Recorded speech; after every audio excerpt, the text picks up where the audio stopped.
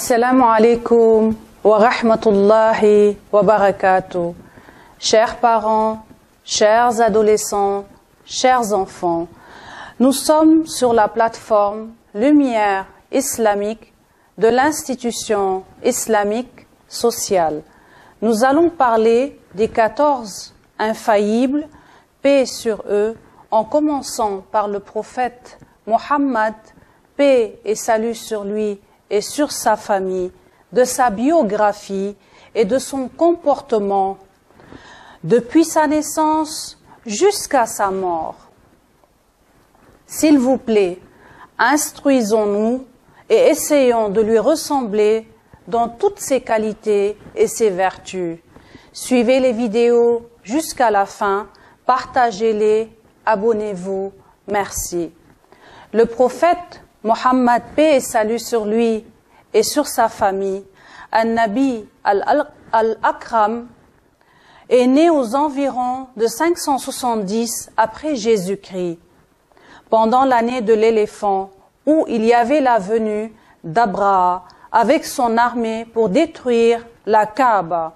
Il est le dernier des prophètes doté de résolutions fermes au sein de la lignée prophétique. Le Coran fut son miracle principal. Son message était une invitation à l'unicité divine, Al-Tawhid. Bien qu'il soit né dans la société polythéiste de l'arabe pré-islamique, il n'a jamais adoré des idoles et a évité les manières inappropriées des cultes idolâtres et de cette société. Son père, Abdullah, le père du prophète, était déjà mort à la naissance du prophète. Le prophète, à sa naissance, déjà orphelin, mis sous la tutelle de son grand-père, Abdul Muttalib. Il perd sa mère, Aminata bint Wahab, à l'âge de 6 ans. Il passa les premières années de son enfance avec une nourrice de la tribu de Bani Sad, nommée Halima as-Sadiya. Il vécut avec Halima et son mari dans le désert. 2 ans plus tard, quand il eut 8 ans, Abdel Muttalib décéda à son tour et ce fut son oncle Abu Talib qui l'eut pris en charge. La femme d'Abu Talib, Fatima bint Asad, était très tendre avec Mohammed, tant que le prophète la considérait comme sa mère. Elle laissait ses propres enfants pour le nourrir en premier. Elle laissait ses propres enfants pour le laver en premier. Elle fut vraiment comme une mère pour lui. D'après les sources historiques, quand Mohammed n'était qu'un enfant, il accompagna son oncle Abu Talib dans un des voyages à Damas. Au cours du trajet, ils s'arrêtèrent dans un lieu nommé Bousra, où ils rencontrèrent un moine chrétien nommé Bahira. Selon les sources, ce moine aperçut des signes de prophétie en Mohammed et conseilla à Abu Talib de le protéger, de prendre soin de Mohammed, en particulier contre les Juifs qui étaient ses ennemis. Lorsque Mohammed, paix et salut sur lui et sur sa famille, avait plus de 25 ans, lorsqu'il fait 2 voyages en Syrie pour diriger le commerce de Khadija, la personne la plus riche que même les commerçants de la Mecque spéculaient avec son argent, Dieu décida et destina Khadija à être la mère des croyants. Le prophète l'épousa à l'âge de 25 ans. Ils vécurent d'une vie baignée de bonheur et de prospérité. Khadija lui donna 6 enfants, dont l'aîné Al-Qasim, de qui il prit le surnom Abul Qasim, et d'autres enfants. Tous ces enfants moururent, sauf un enfant, la plus petite, Fatima Zahra, paix et salut sur elle, qui devint la meilleure des femmes et la mère des imams purs, la meilleure des femmes des mondes et la mère des imams purs. On est communément d'accord sur le fait que pendant son enfance, le prophète Mohammed, paix et salut sur lui et sur sa famille, ne portait aucun intérêt aux jeux et aux amusements auxquels s'adonnaient les autres enfants de son âge. Il réfléchissait sans cesse et tous les avis qui lui arrivaient de donner s'avéraient être toujours justes. Il n'a jamais menti et tous les membres de sa tribu Quraysh lui portaient un grand respect. De même, son exceptionnelle fidélité lui a valu son fameux surnom, le sincère, le fidèle, Al-Sadiq, Al-Amin. Il avait des surnoms honorifiques qui sont Mustapha, le préféré ou l'élu, Habib Allah, l'aimé de Dieu, Safi Allah, le pur de Dieu, Khiyarat Khalq Allah, le bienfait de la création de Dieu, Sayyid al-Mursalin, le Seigneur des envoyés, Khatam al-Nabiyyin, le sceau des prophètes, Rahma lil alamin, la miséricorde des deux mondes, An-Nabi al-Ummi, le prophète illettré.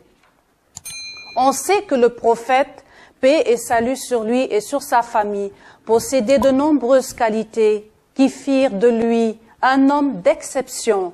Elles sont innombrables, mais nous avons choisi d'en sélectionner quelques-unes. Une année durant laquelle vous pouvez travailler une de ces vertus afin de devenir de véritables ambassadeurs de l'islam. Quels sont les traits de caractère du prophète? Comment nous en inspirer pour nous améliorer et donner une image de ce qu'est réellement notre religion? Parmi elles, l'honnêteté, qui est le support d'une relation de confiance.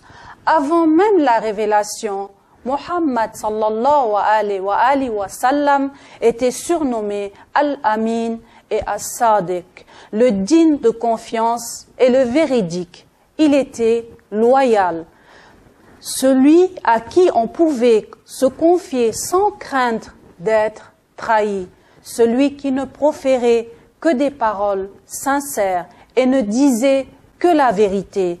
L'honnêteté était un élément constitutif du caractère prophétique et même au cœur des tensions les plus extrêmes entre les polythéistes mécois et les musulmans, personne n'a pu attaquer l'intégrité du prophète.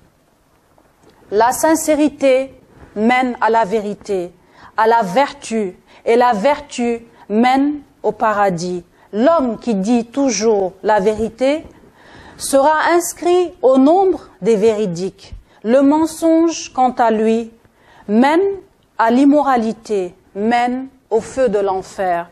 L'homme qui passe son temps à mentir finit par être inscrit au nombre des menteurs. De nos jours, il est capital de cultiver cette qualité qui est la sincérité. Elle est indissociable de la personnalité du musulman, car l'honnêteté et la confiance régissent les rapports humains. Sans eux, nous érigerions un monde de méfiance et de mensonges où les liens de solidarité et d'entraide se délitéreraient. Il y a la douceur qui conditionne des relations harmonieuses. Le prophète, paix et salut sur lui et sur sa famille, était décrit comme doux et souriant, toujours souriant. D'un abord avenant, il était courtois et prévenant, son cœur pur et sa gentillesse l'ont amené à verser à plusieurs reprises des larmes de tristesse, ce qui n'a pas manqué d'en étonner certains.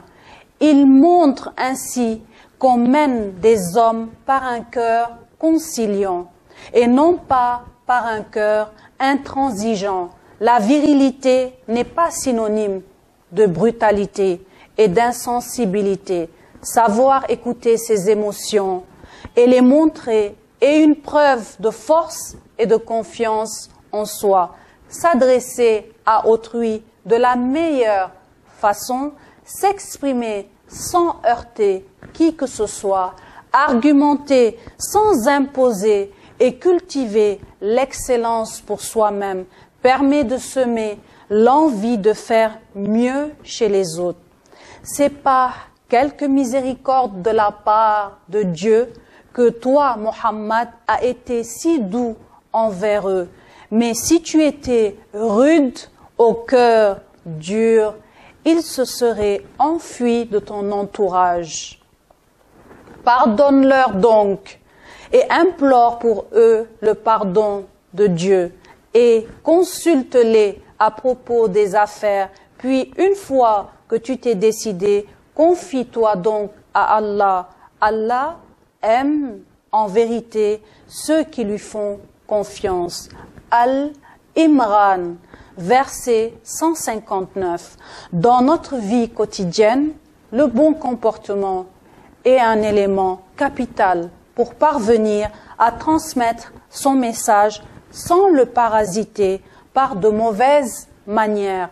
Les relations humaines sont complexes, mais la douleur permet de rendre le contact plus simple et de désamorcer les situations de conflit. La pondération permet d'éviter tout excès.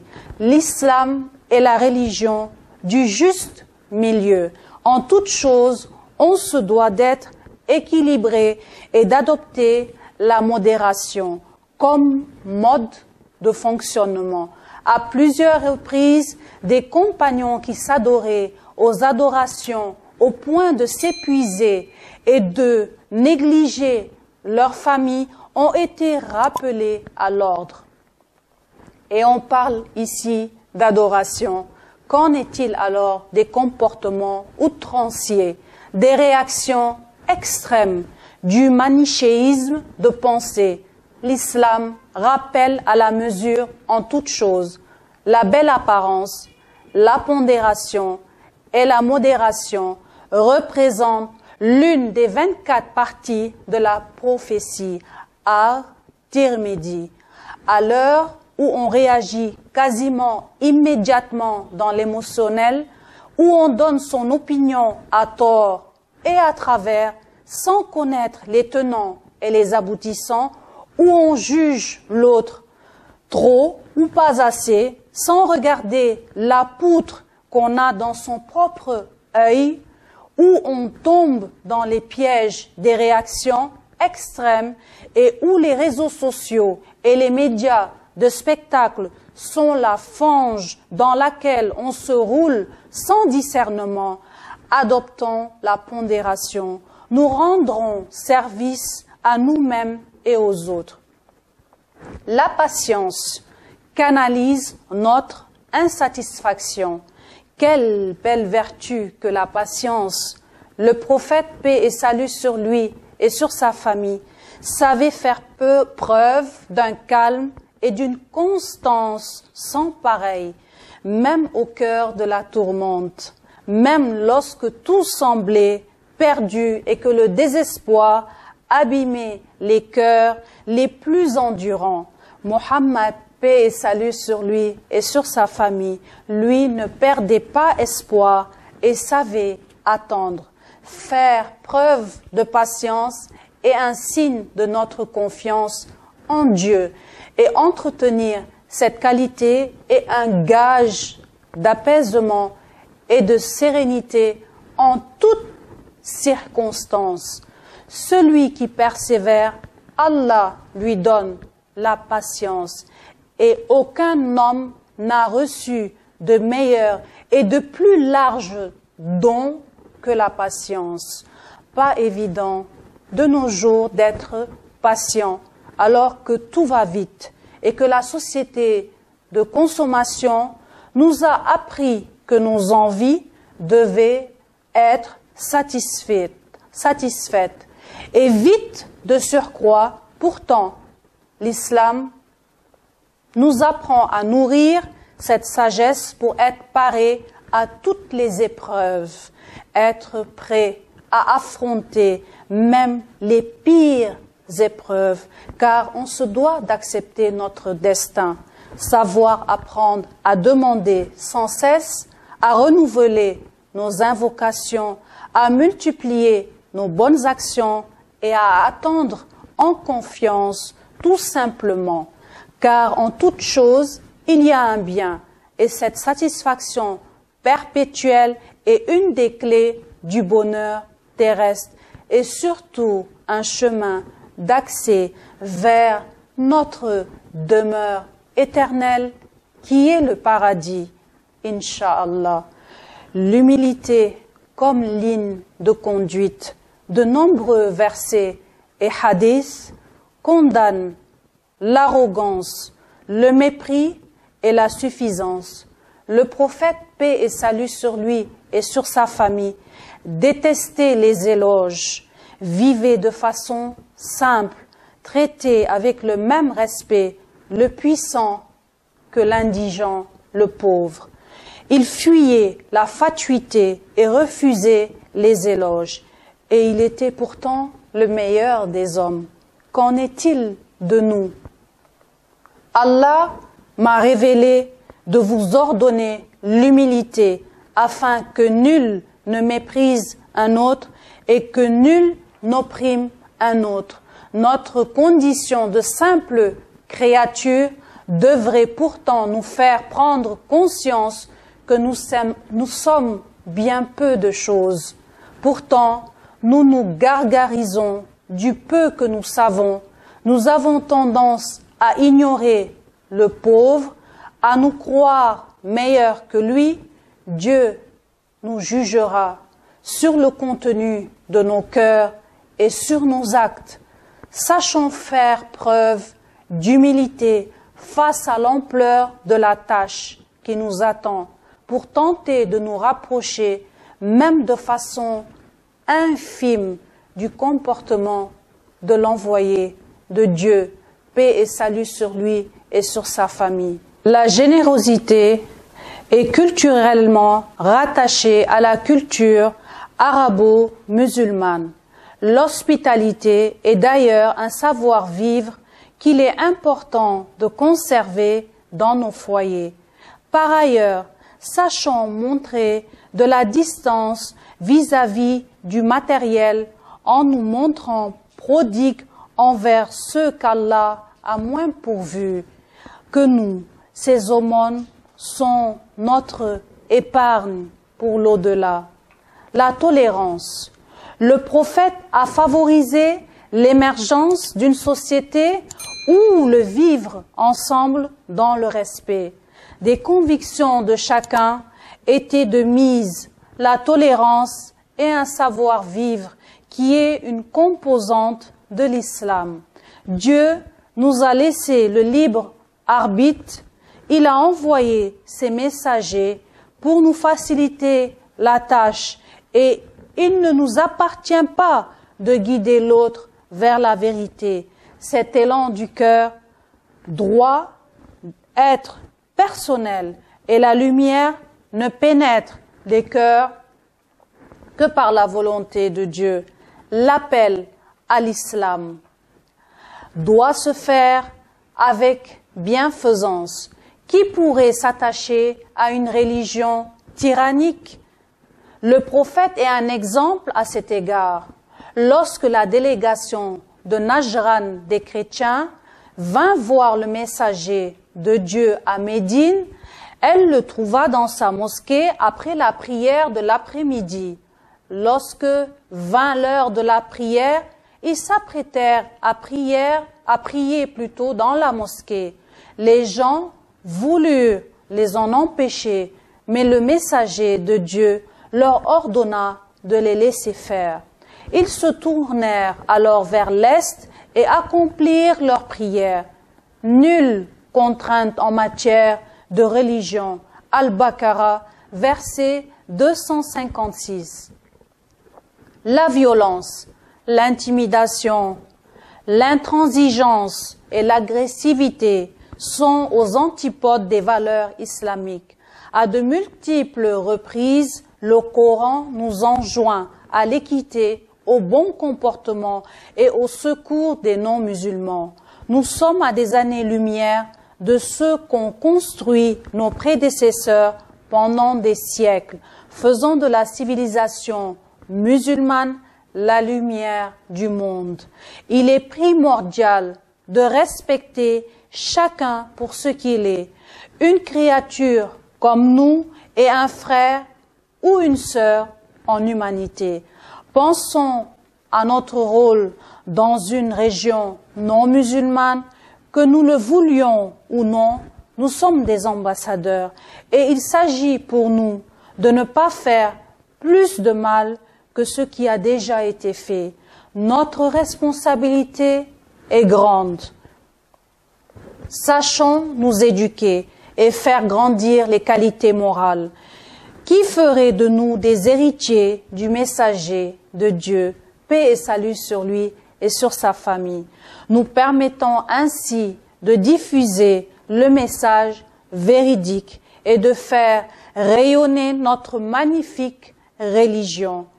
La justice, autour, toujours et avec tout le monde.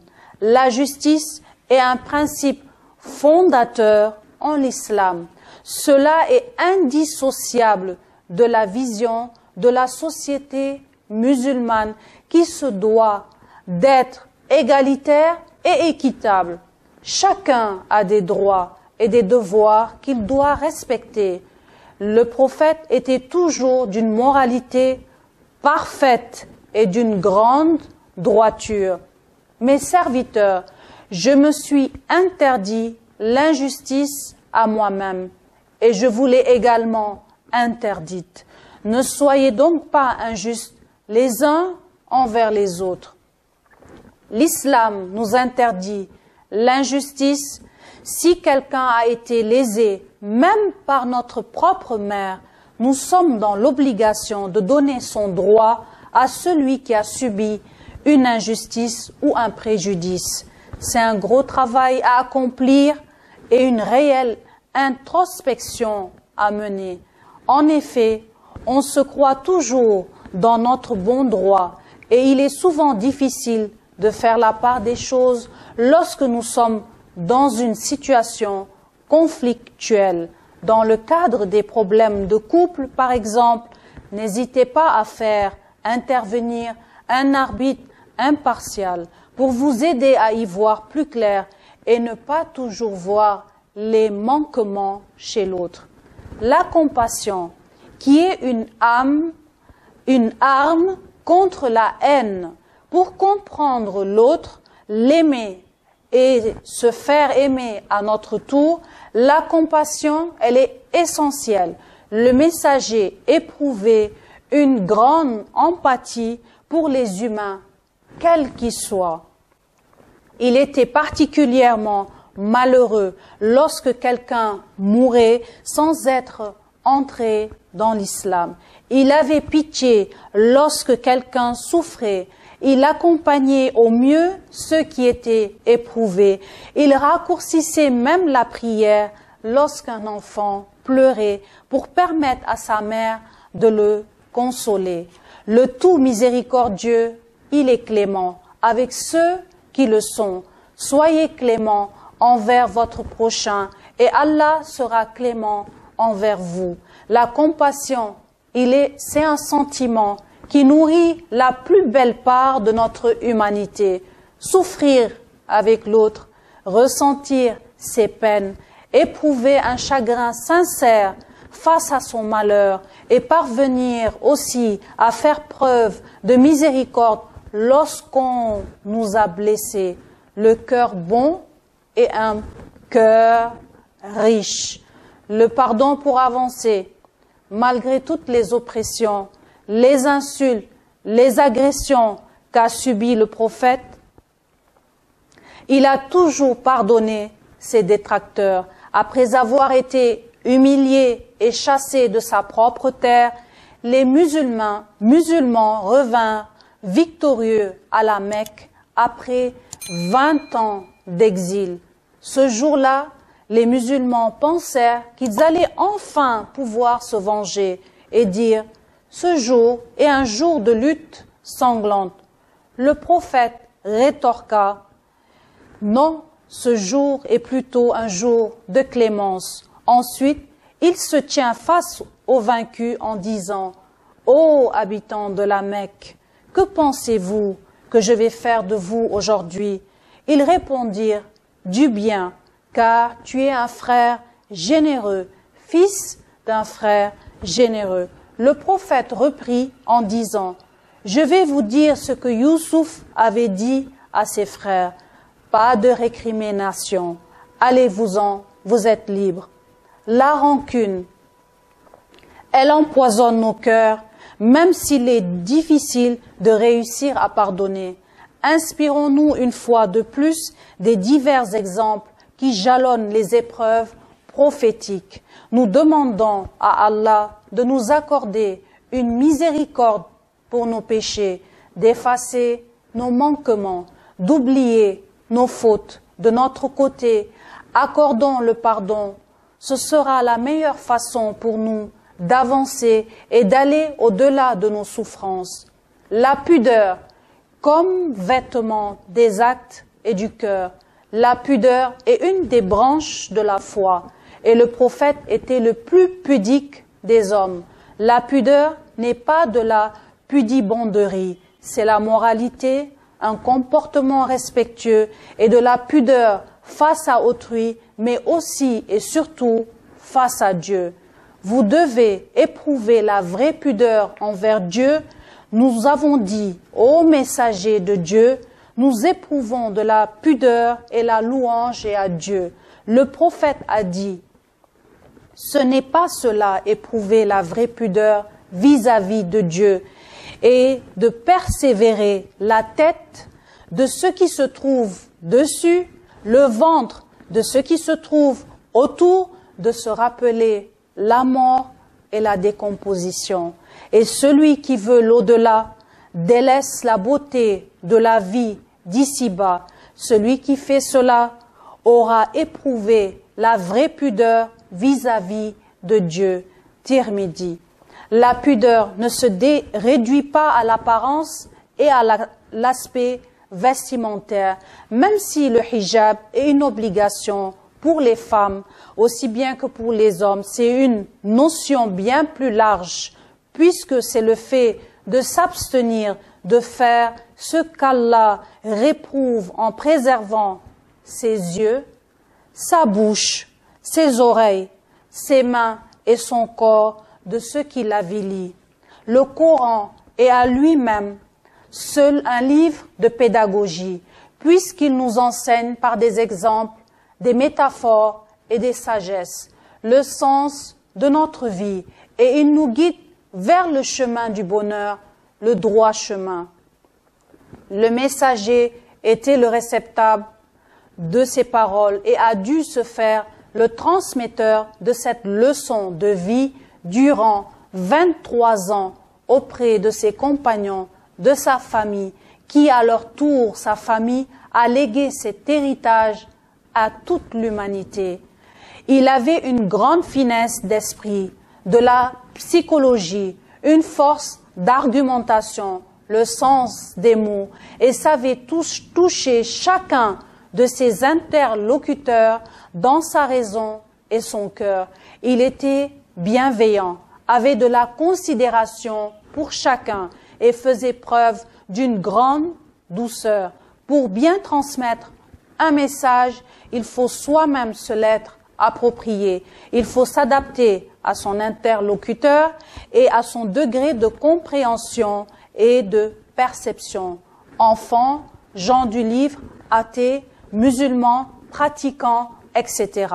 Il faut encourager et faire preuve d'amabilité et de calme.